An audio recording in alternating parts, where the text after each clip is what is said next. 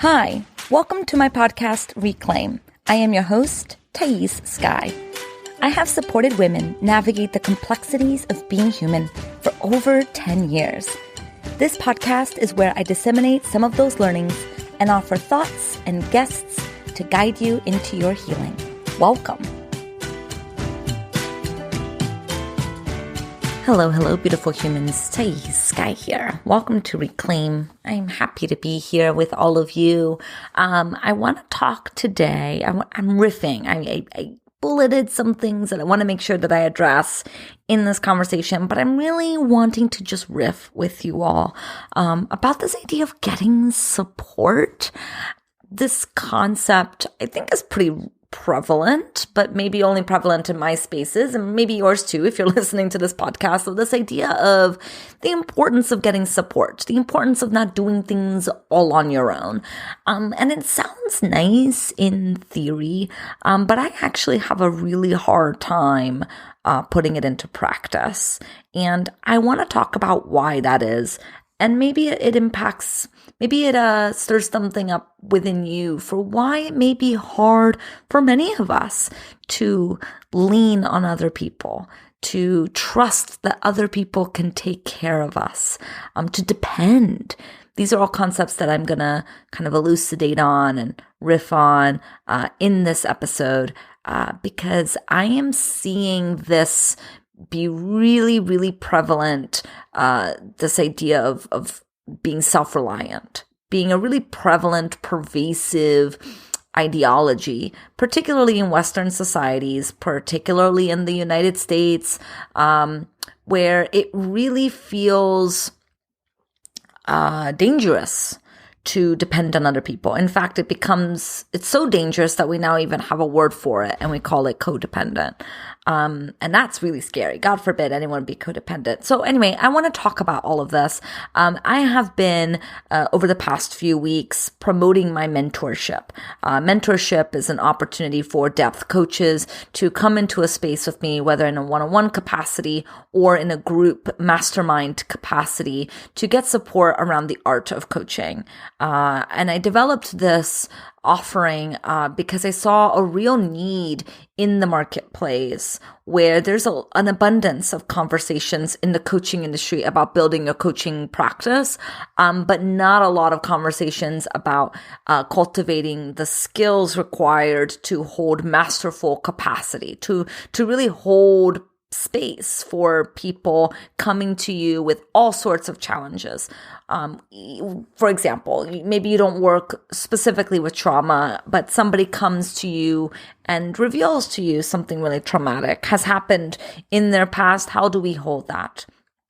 Masterful coaching is really about learning how to tolerate a lot of tension within yourself. It means really being able to deepen your relationship with yourself so that the content that your clients bring to you can be broken down into digestible pieces for them. We do that breaking down. That is our role as coaches. And I just don't see this conversation happening enough in the coaching industry. In fact, I really don't know how many coaches are coaching because there's such an absence in any type of supervision, consultation, supports in place for coaches. Anyway, so I created my mentorship, and in honor of launching and offering this mentorship opportunity for coaches, I decided I wanted to do a workshop. And my workshop is October 26th. So next Tuesday at 5 p.m. Pacific, it's a virtual 90-minute workshop where we're going to talk about the art of the repair.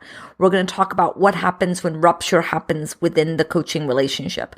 This workshop is perfect for people who may not have even had any coaching clients yet, or people who have been doing coaching for a long time and really want a framework for how to hold ruptures and conflict and moments of despair that happen within the coaching relationship. Like, what happens when a coaching client says that this isn't working? What do we do?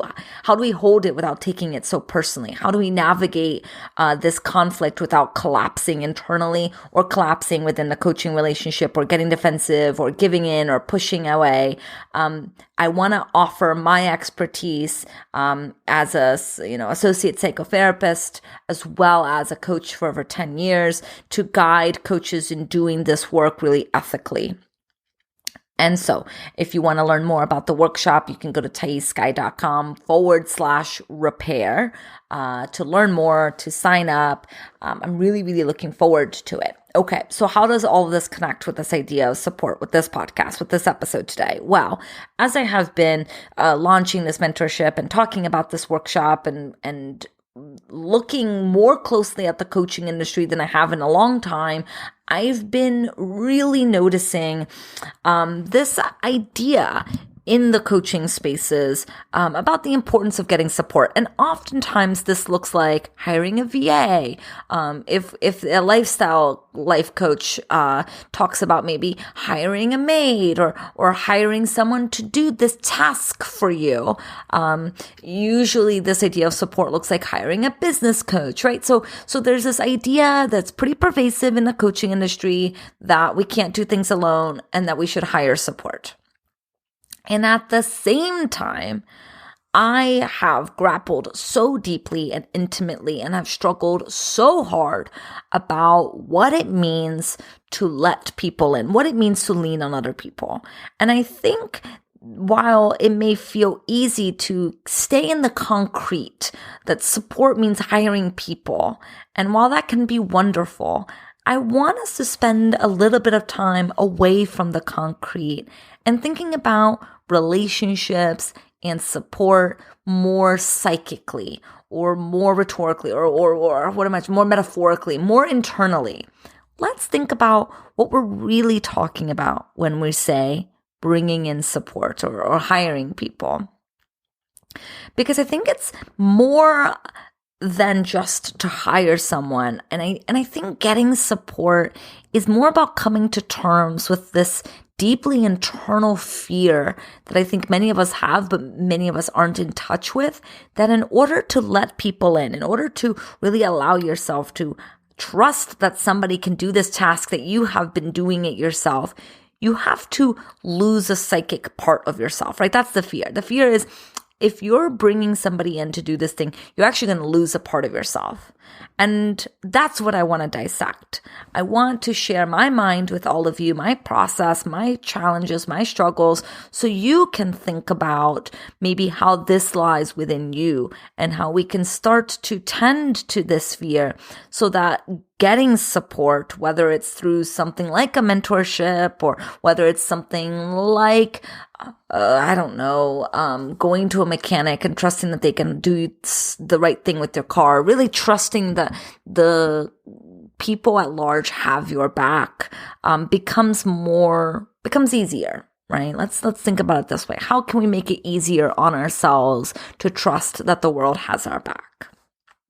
Okay, so let's talk about why some of us have a harder time trusting other people than others. I identify as a parentified child. Now, this idea of being a parentified child has been kind of going around the cultural mainstream. I think many of us understand what that means. But essentially, it means that we were given a task that was developmentally inappropriate. Children have to develop their capacity to take care of other people. Babies aren't born taking care of other people. And they shouldn't be. They're not responsible for taking care of other people.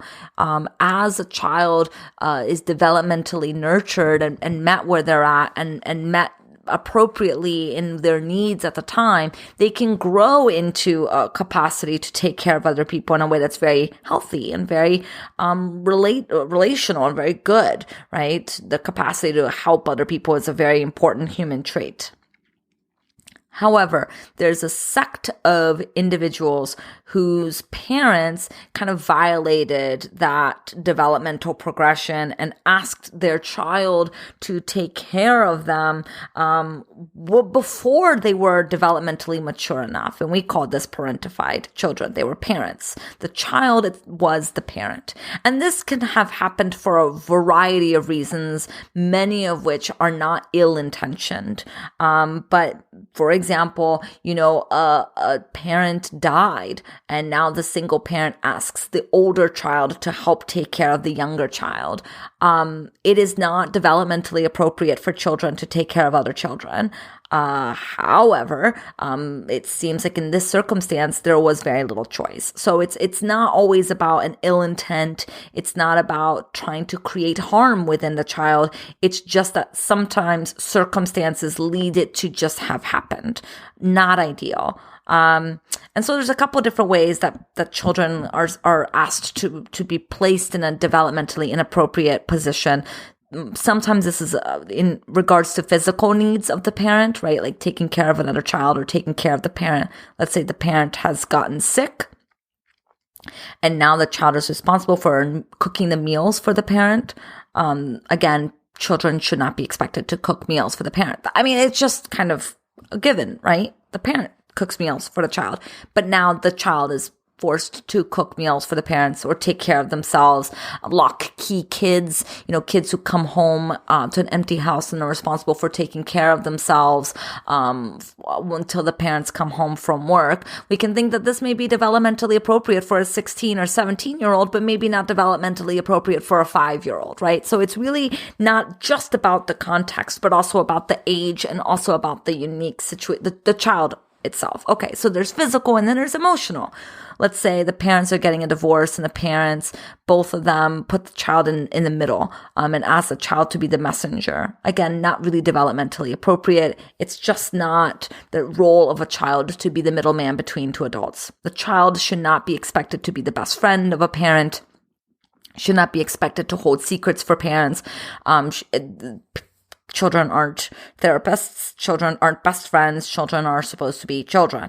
And so there are emotional ways in which a child may be parentified, may be expected to hold things that a child, again, not developmentally appropriate to do so. And so what is the long-term consequence of a child who's put in a position where they are now the parent? Well, they tend to grow up and believe, due to their childhood circumstance, that they have to be the mature ones. They have to be independent. They can't lean on other people. They can't ask other people for support. They have to figure it all out themselves, because obviously they come from an environment where they indeed had to be the mature one, had to be the one taking care of the people around them at a time when they should have been children. So this creates a very difficult position now to ask these adults to lean on other people for support. I mean, it's ridiculous, right? Like, they're not going to do it. It's just not that easy. You can't just flick on a switch and now people are like, oh, support is great. I'm going to lean on other people for support. We're always going to find ways to justify our trauma. Like, we're going to find ways to continue to perpetuate this idea that we can't lean on other people, that we can't, that we have to be the adults in the room. And this can be very difficult because oftentimes parentified children grow up to feel very lonely and grow up to feel like something was not developmentally complete, that there was a robbing of a childhood, that they didn't have enough space to be immature. Immaturity is you develop out of immaturity into maturity. If we bypass the very natural rhythm of a child's life and force them to be mature before they're ready, something gets cut off. And now they spend their adult years wondering why it's so terribly painful to lean on other people. Because to lean on other people means to exercise something that was essentially cut off. And so I find that to be very true for my upbringing and how I feel many times that leaning on other people, trusting other people just doesn't lead to the results that I want. It actually just leads to opportunities for betrayal. People don't do a good enough job as what I do. it's safer to be self-reliant. And if I can cut off my own needs, if I can cut that off and not have needs, then I can't be disappointed when people don't meet those needs. So self-reliance is very culturally acceptable. There are whole communities of people. This is particularly, we can see this in white communities in the Midwest, farming communities, rural communities especially, but it's all on the spectrum, where there is this conversation that in actuality, you need to be independent. And then you see this, I think, also in the women's empowerment movement. There is this notion of being independent. And one of the ways that I see this play out is this idea of codependency. Now, I've talked about this before on the podcast about codependency. And the idea of codependency, I don't have an issue with, because it stems out of the recovery model. It's a phenomenon of people who kind of enable addicts due to their own need for love and for care. They find a usefulness in that enabling. And I think that phenomenon is really important, and we can really think about what type of people do that and fall into those dynamics. But unfortunately, the idea of codependency has been taken from that specific form and kind of blown up. And now it's become quite normal to hear that word to refer to predominantly women who struggle with needing other people. What I often find in my work is that often women who self-identify as codependent, actually, they don't struggle with needing people too much. I think they actually struggle with knowing how much to need, because to depend on other people is a developmentally appropriate, foundational, cornerstone need. We need to depend on other people. We need to feel that we can depend on other people. This is what babies learn every time they cry and somebody responds and knows what the cry meant and cleans their cute little butts, right? Or feeds them. That's the child is learning that they can trust that they will be taken care of. If you don't get that, or if you're not getting that consistently, then it can be really, really hard to trust other people's minds. It can be hard to depend. And oftentimes people who have a really hard time with codependency are actually really struggling with the appropriate amount of dependency. It's actually not about the fact that they depend too much, but actually they don't depend enough in the right way. And this can be really hard. It can be really hard to depend. Because what happens, we usually, the people who struggle with dependency, they really struggle with being let down, being disappointed, having something been broken within intimate caregiving relationships, where now they feel like to depend means to die. That if you depend on someone, it means something very precious within yourself must be lost. And so for those of us who are scared of sharing minds, right? Trusting other people's minds, trusting that other people have your back, trusting that other people hold you with positive regard, trusting that people are doing the best that they can for you. To be living in a constant state of distrust can be terribly isolating. I'm watching the morning show, season 2, and I won't give away any spoilers, but you can see Reese Witherspoon's character where she's being invited to trust that other people actually are trying to set her up for success, and she is terrified of it. And so you can see how she is unraveling the very thing that she wants because she thinks that she has to do it all by herself. This is a common TV trope. You see this frequently. People who really feel like they have to do things by themselves because to trust that other people have them in mind and have them positive in mind means to let go of control. And it can be terrifying to let go of control when non-control has meant chaos. It has meant not getting something really important met. Yes? And so this is what happens for me, right? Is that, okay, I'm going to give it a gamble and I'm going to trust this person and I'm going to do it. I'm going to lean on somebody for support. And then they fail me in some way, or they don't do it the way I wanted them to do it, or they offer me something that I don't find useful. And then I don't know what to say. I don't know how to say, actually, right? Like I'll go get my nails done and I have a hard time letting them know, actually, I don't like this color. Oh, can you tweak this? Or, oh, can you fix this? Right? It can be terrifying to speak up. And so it's better to just do my nails myself than to have somebody else do my nails and do it wrong. Right? So we usually, again, find ways to justify our trauma. And if we kind of developed this idea of self-reliance out of our parents, our caregivers not having appropriate boundaries, of course, now we are going to struggle with boundaries, and we're going to struggle with how much we can divulge and share with somebody else, how much of our minds we can share with someone else, how much we can invite someone else to share their minds with us. Of course, we're going to struggle with boundaries. Parentified children don't become parentified children because their parents had healthy boundaries. There's a major boundary violation that's happening on both ends when parentified children come to be. So there's this porous boundary that's happening with the parent. The parent has porous boundary if they're leaning on their child.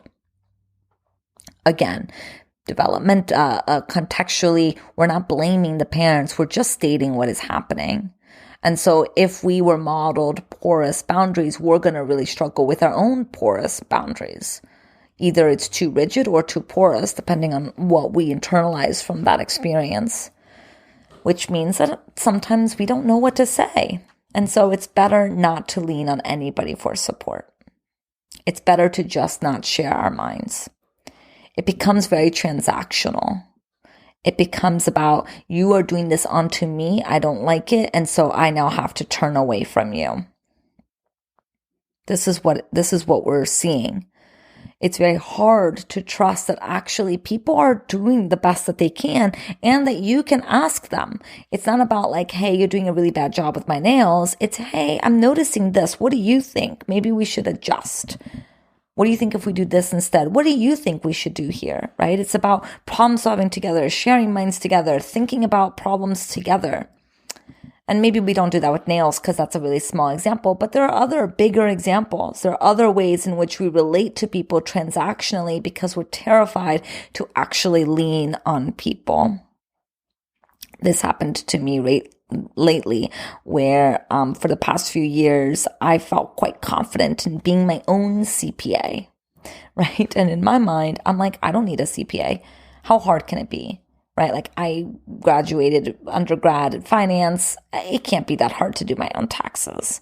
You know, I can account my own money. I love money. I love bookkeeping. I love it. I am very neurotic about my money. Like I can deal with this. I can do this. I don't need anybody. What does a CPA possibly have to offer? It's like I discounted the education that is required to be a CPA, the expertise that's required to be a CPA. I've discounted all of it because I thought I could just do it on my own. Until I couldn't. Until I received a notice saying, you made a little bit of a mistake from the IRS. And now suddenly it's like, oh, maybe I don't have to do this on my own, but I only did it not on my own because I was forced to. And so then what happens? I bring a CPA and they show me how much of their expertise they are, how little I know, and how much another person in my finances can actually be tremendously beneficial for me. More eyes on my work can be useful for me. Not because this person is now going to judge me or critique me, but because they have knowledge that I don't. But it's so terrifying to let that in when you feel like it requires you to lose something of yourself. That's what the rigidity of parentified children has led us to believe. that to lean means to die, that to invite somebody else in to be in a developmentally appropriate place where we can depend on other people means that something will die. Well, that's right. You do have to lose a psychic part of yourself. That the fear is real. You do. You have to lose the part of yourself that believes that what happened to you was okay. You have to lose the part of yourself that believes that you wouldn't be a capable, competent, incredible human if that didn't happen to you. You have to process that trauma or that wounding if it wasn't trauma. It's not that if you're not a parentified child, if you're dependent on other people, it means that you don't get anything done. And that idea that if you're not independent, if you're dependent, then it's a weakness, that's a sign that something needs to die. Anyway, so I brought in a CPA. Not only were they able to fix my problem in no time, no issue, they were able to help me find other ways to do my money in a way that is much better for me that I didn't even fathom. And I'm a very smart cookie. And now I can see in how so many areas of my life this has been the case for me. I devalue the work that other people do for me to continue to justify why I should do it alone. Instead of thinking about it as a relationship, a working through, a working with, that I can work with somebody to help them meet my needs. It's either you meet it, you read my mind, or you're not useful to me. And in that way, I have prevented an intimacy with people. And maybe you're listening to this and you're resonating with it. Maybe you're like, yep, this is 100% me. And if that's the case, and just know that you're not alone, obviously. And that it can be absolutely terrifying to trust other people. There's a fear that if we trust other people, right, that we're going to be suffocated. We're going to lose something. We're going to be strangled. We're going to be unmet again. So we're unmet if we're alone, and we're unmet if we lean on people. And this is a really sensitive psychic position to be in. Because then we don't like being alone. Being alone is terrifying, but we don't like to be in relationship because relationship is terrifying. And so we're caught between these two polarities, wondering what do we do? And I think like so many other relational wounds and challenges that we have within relationships, it's really important for us to slowly come to terms with and recognize that this way of being needs to change, that it's actually not sustainable and it's actually not going to create the life that we want. And I'm seeing this in my mentorship and in my own supervision. You know, when I get supervision and I get support around my work, I'm starting to learn and step into and digest and realize that actually more minds are better than one. Yeah. And that I can take people's input in without meaning, what am I trying to say? I can take other people's idea in without losing myself, because I don't have to have this porous boundary where people tell me, give me an idea, and now suddenly I have to surrender to that idea. But I can stand on my own. I can let them stand on their own, and we can come together and we can do something really magical together. And that's what is possible for all of us. And that requires us to really grapple with this idea of to depend. That the core here is, what does it mean to allow yourself to depend on people? And I don't have answers, but I do have a process, I don't have answers. I can't tell you how to navigate this, but I can say that it is possible to navigate it. It is possible to get to a space where it can feel less and less dangerous to be in relationship with other people and to share minds. And it really starts by acknowledging that this is a dynamic within you, and then seeking support, which I know is terrifying. And I don't mean just hiring someone, to cook for you once a week, but I'm talking about the type of support that comes with corrective relationships. You don't have to do it alone. And this is a statement about the fact that, particularly as we're watching the planet burn, as we're watching systems break, as we're watching people really scramble to find their way. We need each other. More than ever, we need each other. And if we are talking about community support, if we're talking about relationships, if we're talking about how to lean on each other, and caring for each other, it also means allowing yourself to receive, to take in, to allow other people's minds to be shared with your mind, while also honoring that you are your own full, whole human too. That to depend doesn't mean to weaken. It means to strengthen. It means to come together in a very potent way. And this is how we develop a web that can change things in a very important way. You are deserving of a web of people who have you in mind. And I will be celebrating you as you work to getting that. And I'm celebrating myself as I work to get there. And we can do this. We can lean on each other. We can ask each other for support. We don't have to do this alone. Okay? And on that note, I will wrap up this episode. Thanks for being here, for listening, for riffing with me. I really appreciate you. It means so much to me that each of you listen. If this podcast has, touched you in some way, please think about leaving a review on iTunes. It does make a difference, and I love hearing from all of you. You can also connect with me on Instagram at I am Thaís Sky, and I can't wait to connect with you and see you over there.